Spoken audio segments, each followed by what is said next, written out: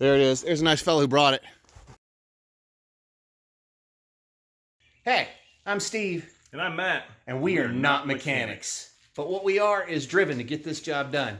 This is not a how-to video. This is really more of two regular guys just basically getting it done.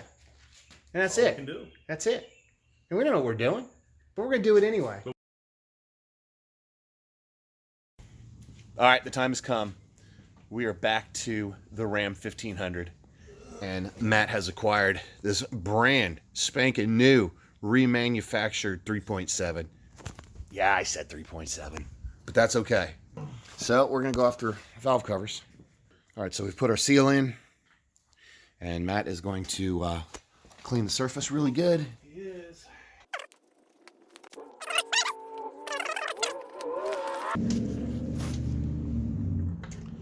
Just like butter.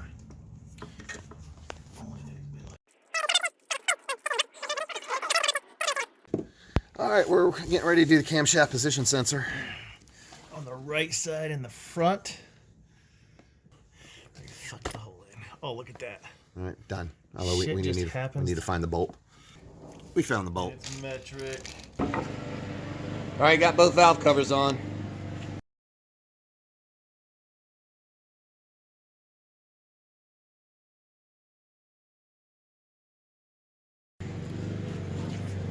Can't put any of the sensors in because we don't have this special frickin' tool. It's not a 3/8. And you need it there. You need it there. You need it there. You need it there. We need it down there. We need to get this set. So we're not going back to the store today. We just need to get it in. So we're going to get it in. There. Motor mounts.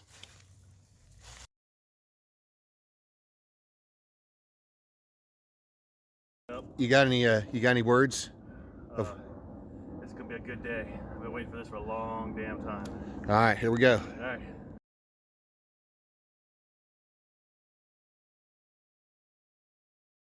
This is Caden. He's helper. We switched to a engine leveling hoist because our other situation was subpar.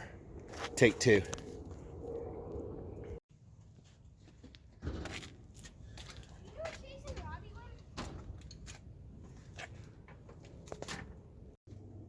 All right, we are back at it working on Matt's Dodge. We got the starter on, and we like to do things backwards. So we put the starter on, and now we're going to do the exhaust manifold. Should have done that first, but we like to do things the hard way. So do as we say, not as we do, and probably do the manifold before you do the starter, at least on the driver's side.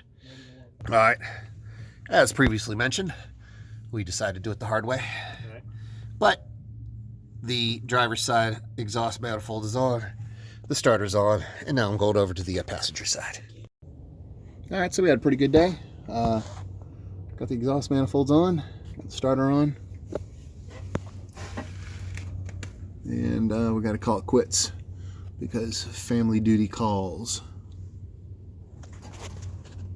All right, so it is time to put the intake manifold on. So we're just going to gasket it up, and we're going to put her on there. We've cleaned and cleaned and cleaned and cleaned and cleaned. See the picture of the gaskets there. There. I was trying to say something funny. Before you go and spend any time putting the intake manifold and everything else on, make sure you put the knock sensors on. There they are right there. There's the knock sensors. You can narrate. I'm just taking this little guy. This was a placeholder in the new engine. The remand engine. What is it? Remand engine. Pull a plug out of the engine. Back there. So before we put the intake manifold on, I figured try to do some of this stuff. Here's this guy. All right. There's the plug. And there's the plug. There's the thing. All right. Nice. Ooh, mudda. Make sure that everything is plugged up here, so that you do not drop the stuff into the stuff. Because dropping the stuff into the stuff, I'm actually handing you everything so I don't knock anything over. It's a good idea. Stuff into the stuff. Everything plugged up, holes plugged up and stuff. And I do this. Our lint-free rags. All right, here we go. Under the cowl. Oh, that was nice. Very, very, very nice. Like butter. Hey. Like butter. All right. and seated. One step closer. All right, so Matt has got the AC compressor all in. Okay, got some bolts for me? And we've got to chase down some bolts for our intake manifold. So we decided to kind of go on and start doing some of these accessories. I'll climb on the floor and get it. I'll get it. That's all right. All right, with that guy on, we're going to go after the water pump next. All right, so we got to find some bolts, but we got the water pump on there. We temporarily put the coils in the fuel injectors in there so that no debris would get in there. So, but we're about ready to button it up for the night, and I've got 3% left. 3%. Another weekend has come, and we are working on the Ram again. Found some bolts for the intake manifold. We're going to put those guys on. And then I think we're going to start. Well, we got a harmonic balancer that needs to go on. We got a whole power steering situation. I can't tell what he's doing because there's glare on the camera there. But we done put them there coils in there, and we got them there coils all done down. And what was the torque spec on them there bolts on the intake manifold? 105 inch pounds. 105 inch pounds. All right, and got some over here too. All right, I need me a little bit of Copenhagen. We'll be good to go. We'll do the rest. All right, so we're gonna hook this fuel rail on before we put the coils on, or the rest of the coils on. Fuel rail comes first. Hard to manipulate around the coils. All right, so upon closer inspection of the fuel rail, some of the O-rings were in there. So we got all the O-rings out. We're gonna put the O-rings onto the fuel injectors, and we're gonna deposit the fuel injectors into the fuel rail prior to sticking them in there. There's an O-ring. There's the video right there, man. All right. I'm gonna come over from this side. All right. So the sun's shining on you. Try to get myself. All right. Do we get a good view of the back side of the rail? Yeah. Without the sun. Oh, all right. So this is the retainer clips for the fuel injectors. There's a little groove right down in there. Yeah, yeah. Yeah, there's a little Little groove. groove right there. That You know, slides if up I here. turned it like that, you could really see the groove. Here, I'll hold this one. There you go. I got a good view on that one. Slide it back in. And it's not always easy, but it snaps in. There it is. There you go. Look at that. Yeah, so that's kind of important. Yeah. Holds those in. Yeah, we overlooked it at Holds first. the injectors in. We overlooked it at Keeps first the because we rail- are not mechanics. We are not We have mechanics. to say that at least once in right. every video. We are not mechanics. But we're doing all right.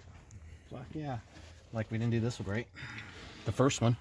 Go back and do that one again. You want me Oh, to we do don't that need, one? no, or no, edit no. that one. No. Okay. Are you ready? This is the fuel rail. Uh-huh.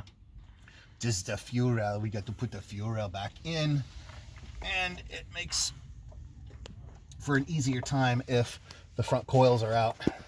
Yeah. How do you know that? Huh? Because I did it wrong the first time. Oh, okay. So experience. Limited experience. Even having trouble with just the two back coils. All right, so there's that.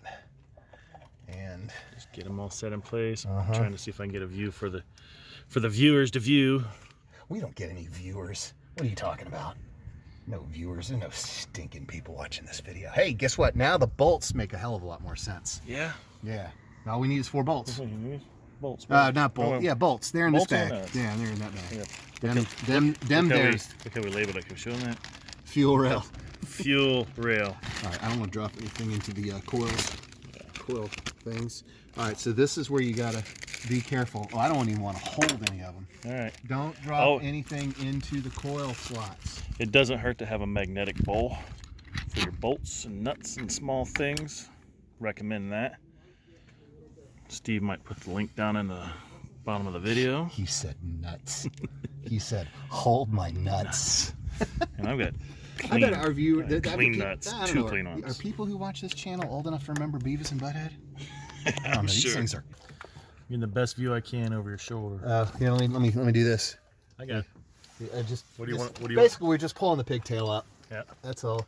Most of these things are fuel injector. Well, 12 of them are going to be fuel injectors and coils. That's an easy 12. And then beyond that is going to be probably a few on the throttle body, probably 1 or 2 or something like that to the whatever this thing is called, the alternator. And you got 1 to the compressor. I don't remember what the rest are. All right. So we made some connections here. We put in the what I believe to be the oil temperature sensor. You're in the way of the camera? Oil temperature sensor right there. And then this guy, whatever he is. And alternator time. Alternator. Alternator. All right, you don't have to do this because. Okay. There you go. Good. That's started. Torque her down.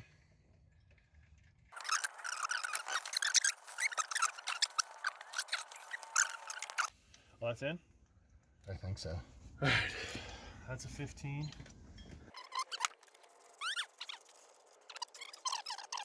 All right, with all of this, so the alternator's on. Oh, look at this, nice. All right, so the alternator's on, the compressor's on, and we've done a couple connections, and now I'm guessing this is gonna go right here to Mr. Alternator, boom, and then we're gonna have 3 of these bright yellow ones, which are gonna go to the, On the end of the yellow ones there? let's see here, is there more? Oh, there's a different yellow one. That's 2 pins. These 3 pins are gonna go to the, Coils. to the coils. Thank you. Been a long day. Let's see what we got here. Are you the end of the line? You are the end of the line. You've got to go here. You go here. I'm thinking. Now, smart fellers would There it have is. labeled all this if they had time. Smart fellers. Smart fellers Smart. would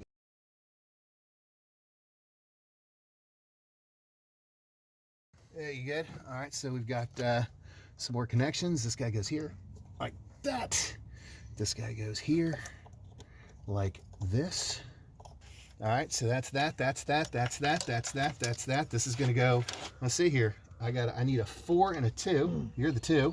Hopefully everybody knows what that and that is. So boom to the If boom. not, just plug it in. That's right. It's pretty much idiot proof. It's pretty much idiot proof. If it reaches and it's got the right number of prongs, it's your bitch. Just gotta say one. No, it's good. It's good. All right, so this is where we're at. We done got a lot done today. We did take a big step backwards, though. Learn from our mistakes. Put the fucking NOx sensors on before you put the intake manifold, the fuel rail, and everything else on. Because we blew our wad on that one, and we paid the price to the tune of what, an hour? Yeah, it took us back an hour, but man, we were fast at putting, or you were fast at putting it back on. It was a team effort. Teamwork. Team effort. But yeah, that was our major F up for this whole rebuild, was the damn NOx sensors. We're good. So we're back. Oh, look at that. Look at this. Look at this. That, I can't see you, but look at that. That is fantastic teamwork right there. All right, so we are back again today, and we're going to go after this harmonic balancer, which is right here. We're going to clean it up, put a little bit of oil on it, and then use the special tool to get it back on. That way we can say that we accomplished something for the day, and then we'll just go drink beer. It be rolling. It be rolling. That's coming over here for the shade. All right. Bring it down so we get some shade on there. All right. Put a thin layer of oil on the outside and on the inside, and on the shaft itself, and looking for the groove. There it is. There it is. There, it's on. Like butter. No, I'm kidding. It's not really on. That's good enough. Good enough. We don't need to do anything else to it. Perfectly fine. Is that still doing its thing? Yeah, it's still doing its thing. All right. We have discovered another what not to do. And the what not to do is don't wait until after the intake manifold is on to stick in your dipstick. You want to stick in your dipstick first, because sticking the dipstick in is easy. But locating the little bracket, or the hole for the bracket, is proving to be a challenge. Sticking a dipstick is easy. Being a parent is difficult. What are we learning here? All right, we're just gonna go ahead and leave that in the video. Yeah. Water pump bolts. Water pump bolts. Torqued to 46 foot-pounds. And I did that for all of them.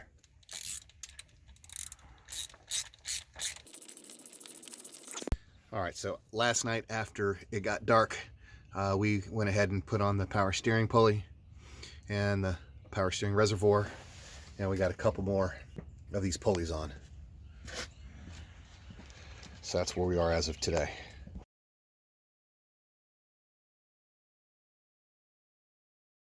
Ladies and gentlemen, boys and girls of all ages, we put something on after 6 hours.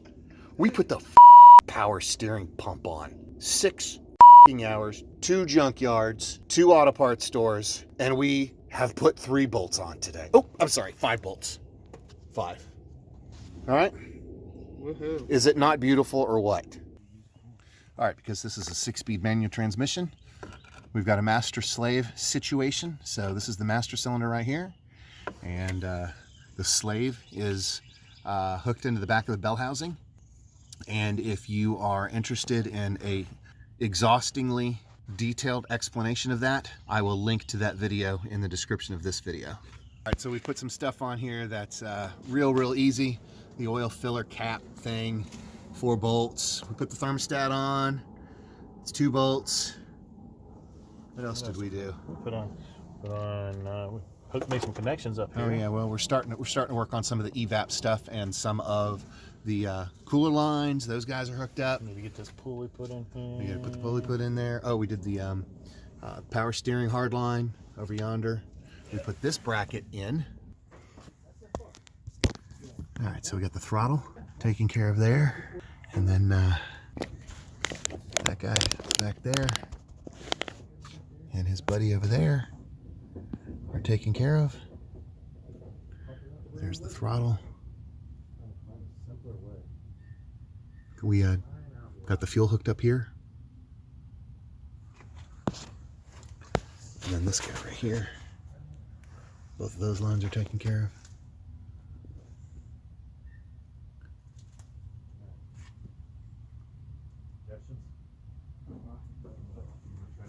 This guy's taken care of. From there.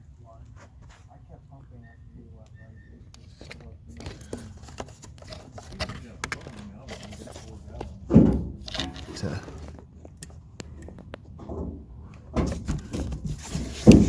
here.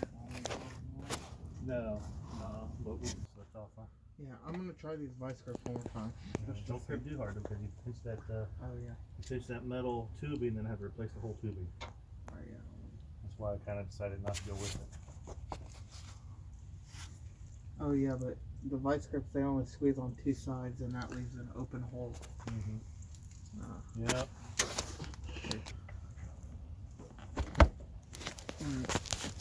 Yeah, even.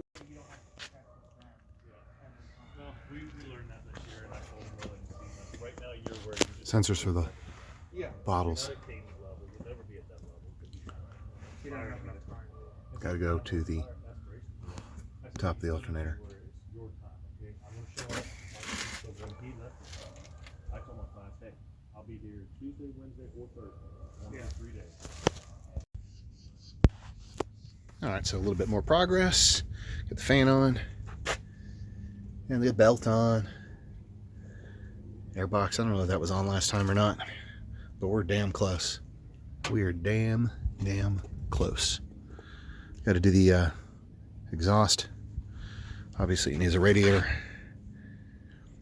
and the power steering pump. And I don't know what else. All right, making progress here. From down here, you can see the lower radiator hose is done. Fan shrouds there. We got to figure out which hose is which for the power steering cooler. There's 2 guys right there. I forgot which ones are which. After we do that, those are the last 2 connections. I believe that's it. And we'll be ready to start it up. All right, so we're starting to fill it with fluids. We're starting to fill it with fluids. And we ran a line up into the engine. We're gonna use a drill and we're gonna try to get the oil pressure up using a drill. Just filling up with oil right now. This is what this guy looks like right here. There he is. We're gonna spin that with a drill. We're gonna put oil. We're gonna stick this in a thing of oil and we're gonna try to prime it. Yes. Yes, slightly. But as soon as it starts, let off. If you hear anything that doesn't sound right, kill it. The longer we let it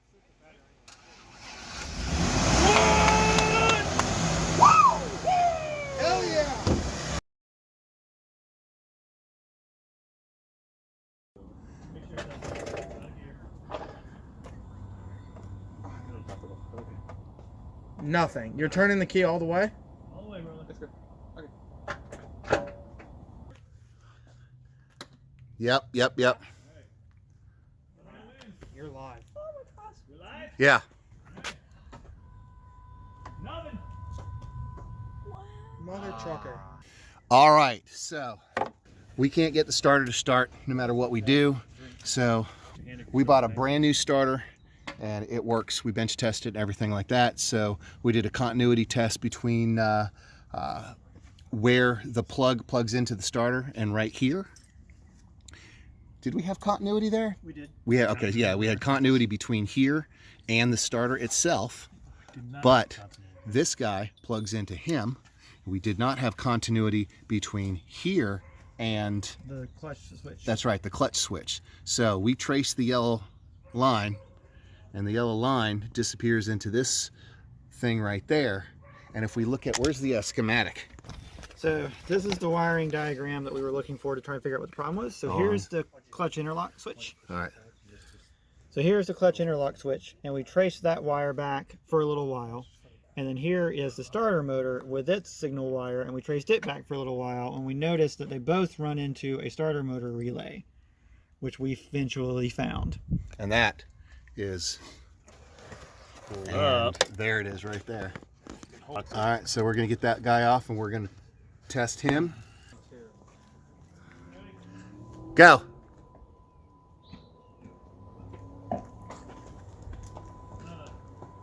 Nothing? This is really getting old. Reconnect under. All right. So we think we figured out at least a problem. Our clutch lockout switch was not engaging when we pressed the clutch pedal down. And what we think we have found out was the previous person who worked on this vehicle seems to have forgotten these extra two pieces, which makes it long enough that the throw of the clutch can engage it. But without these two pieces, you couldn't press the clutch far enough for it to engage. We So we we're brought gonna- in the doctor. So we're going to disassemble the clutch pedal, and so that we can slide these over the master cylinder rod, I guess you'd call it. Yep. And then put this back together, and that should be the problem. With a little bit of control. So we were lucky enough to find this in Matt's garage. But because the master cylinder is already in there, we have missed out on our one opportunity to snap it into place. Because you're supposed to install this before you snap the rod into the master cylinder. So we're going to cut it. The plan is to cut the slit slightly smaller than the thickness of the rod so that it will snap over the rod. And anything else, it's on. All right, so what we had to do is, if you look up here, you can see we've cut a slit in the top of the retainer so that the retainer can be forced over the rod. The slit is slightly smaller than the diameter of the rod so that it will snap on. And then the rubber retainer at the end, the stopper, the bump stop, whatever you want to call it, we just cut, slid over, and then glued back together so that it can go down here into its area. And that should be all that was missing.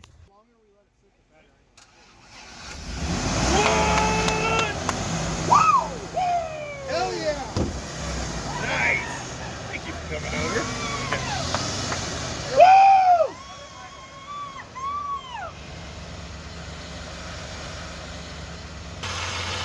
Here we are. How's it feel? Oh, it feels good. Yeah? You have no idea. You guys are like, yeah, this is great. 3 years without this thing. So Matt's driving his truck for the first time in 3 years. 3 years and 2 weeks. At the stop sign, he's going to put his seatbelt on Nah. so it stops binging. Now, oh, because your arm. I forgot about your arm. This is totally different than Tristan's truck. No hot rodding for at least 100 miles. Yeah, no hot rod.